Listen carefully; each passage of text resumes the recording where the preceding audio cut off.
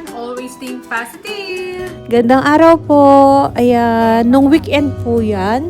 So, once a week lang naman po kami kasi namimili. Kaya maramihan na po yung binibili namin. Tapos maraming store yung pinupuntahan namin. Hindi kagaya sa atin, nasa isang ano lang, di ba, palengke, ayan, sa mall. Dito kasi, talagang magbibiyahe ka. Paiba-iba yung pupunta lugar, yan. So dito tayo sa Ocean Press, sa may seafood. Bali dito kami bumibili lagi ni Mr. Pag gusto namin kumain ng isda, tsaka yung mga seafood. Kasi mura dito. Tsaka yun nga, laging available yung tilapia, yung bangus. So ang may-ari po dito mga Italiano. So nakakaintindi sila ng yung konting natin, basic na Tagalog. Minsan pag nakita na ng Pinoy yung bibili, yan. Babatiin ka nila, tapos salamat, sasabihin, tsaka yung mabuhay, tsaka yung pare, mare, yung ganon, yung mga basic lang na alam nila, tapos kamusta. So yan, pwede mo palinis pala yung mga binili mong isda. So Pinay yung may cashier po nila. So papaliwanag mo lang kung anong gusto mong linis doon sa mga binili mo. Tapos lilinisin nila, libre na po yun. So yan lang mga binili namin, bangus, tilapia. Tapos kumuha ako ng kumuha kaming konting crab, 4 na piraso lang ata, tsaka squid. So sa katabi naman dyan, ayan, may katabi silang tindahan naman na spad shed. So yan, bumili kami ng konting gulay at may nakita akong dyan, sitaw, sayote, kangkong, tsaka yung spring onion, tsaka konting yung sweet corn. Yun lang naman binili ko dyan. So mura din ang mga gulay nila dyan sa spad shed. So dahil nga hindi tayo pumunta dun sa may Sunday market, dyan na lang ako bumili ng gulay. Mura din naman, tsaka pressed din. Ayan. So mga Asian veggies ang makikita mo halos diyan, di ba? Mura na yung sitaw nila, $6 per kilo. So yun, at prutas, marami din silang diyan binebenta at mura din. Yan. So si Mr. kumuha lang naman ng kanyang saging, tsaka alam ko avocado. So yun lang naman ang binili namin. Tsaka yung mga pansangkap. Ito palang sibuyas ang mura niya.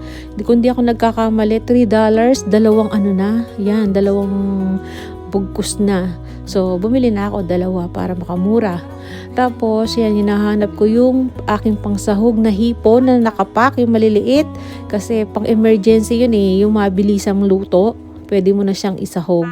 So, dahil nga ngayon lang, madalang lang akong mamalengke dito sa sa spad shed na to. Kasi may brand sila dun sa malapit sa amin. Dun talaga ako namimili. Kaya hindi ko alam yung mga pwesto. So, dito, ayan, hinahanap ko pa. Ayan, nakita ko na. Ayan, nakapak na yan, yung hipon. Meron naman siyang malaki na nakapak, pero maramihan siya. Pero kinukuha ko yung maliit na nakapak lang ngayon. So, yan lang napamili namin dito sa spad shed. Ayan, 2 tray lang, pero ay, basket, pero hindi naman puno. So, yung mga pangkonsumo lang po namin. So, sa isang linggo, yan, kasya na yan. Tapos, after natin dyan, pumunta naman kami dito sa Bunnings.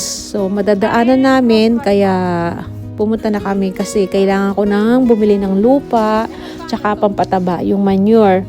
Tapos siya, tumingin-tingin kami ng halaman ni Mr. Pero medyo pricey. Gusto ko sana itong bonggabilya, kaya lang $22 something. Tapos yung mga bulaklak, ayan. So, binidyohan ko na lang, pero di naman ako bumili kasi medyo pricey.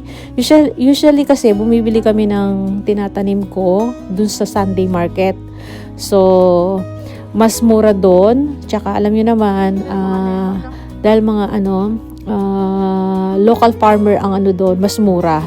Tapos, grafted din naman yung mga halaman na binibili namin doon. Kung makikita nyo sa garden ko, pag nag-update ako, yan, galing lahat doon. Doon ko binili yung mga halaman ko sa, Sunday market, sa Canning Vale. Yan. So, yan. Tingin-tingin lang tayo, video-video. Pero ang daming, bumibili ngayon sa, kasi, pwede na magtanim. Kaya marami nang namimili dyan sa Bunnings. So, di ba? As pricey lang ng konti yung mga bulaklak. Kaya di ako bumili. Tapos after nyan, umuwi na kami. Ayan ang mga napamili natin sa spad shed. Yan, konting gulay, konting prutas. So, yan lang mga binili natin doon. Mga kailangan lang natin at mailuto natin kaagad. So, yan, sibuyas, ayan, may avocado na. Tapos, yung hipon na sinasabi ko, yan, 3 pack yung binili ko. Tapos, ito yung mga nabili natin sa Ocean Fresh, ayan. Bali, umaabot yan ng $80.90 ata, ayan. So, pwede na, di ba? Mura na. Yung mga nabili namin isda. Tapos, ito sa gulay, sa spaghetti nabili namin, umabot ng $57 lang. O, di ba? Pwede na. And then, kinabukasan ng umaga, after namin magsimba, ito, bumili kami ng mga kakanin, pang merienda sa Filipino store. So, yan ang mabili namin. At ito pa, yan, mga produkto natin. Galing Pinas. Ayan, tinapa, bangus boneless, ayan, no? Meron pang fishball, yung pang lumpia wrapper, yung pang buko salad ko. Tsaka drinks, kay Bunso siyang kumuha niyan. Tapos konting mga pangsahog, yung mga dilata. And then, ayan, mga konting lulutuin ko, may puto pa. Kasi nabitin si Mr. doon sa putong binili namin. Kaya magluluto ako kahit na hindi ako marunong magluto niyan. Try ko. Tapos, yun nga, mga konting pang snacks. Ayan. Diba? Mga Filipino products natin, medyo pricing nga lang. Umabot ng $196 lahat yung napamili natin. Kasama yung pang, mga kakanin. So, yun ang mga napamili natin doon sa Filipino store. Pag gusto mo kainin kahit na medyo mahal, siyempre, bibilhin mo na. 'Di ba? Hinahanap-hanap pa rin natin yung mga produkto natin kahit nandito tayo sa Australia. Tapos, ayun nga, ang lunch namin, eto, yan. Nailuto ko na yung crab na binili natin. Pero dinagdagan ko ng hipon kasi mayroon pa tayong tirang hipon dyan. Tapos dinagdagan ko ng corn. So, seafood cajun. Gumawa ako ng sauce niya. So, yan. Nailuto natin. At gumawa na rin ako pang meriendang puto. So, yan lang po yung ganap natin sa weekend.